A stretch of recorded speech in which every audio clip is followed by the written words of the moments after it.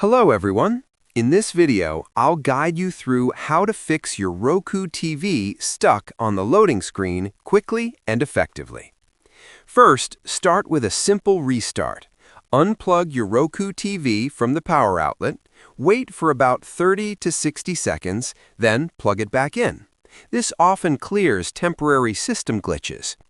If the issue continues, try using the remote to perform a system restart. Press the Home button 5 times, then press Up once, then Rewind twice, and Fast Forward twice. This will force the TV to reboot. Next, check your internet connection, as a weak or unstable connection can cause loading issues. Restart your router and reconnect your TV to Wi-Fi.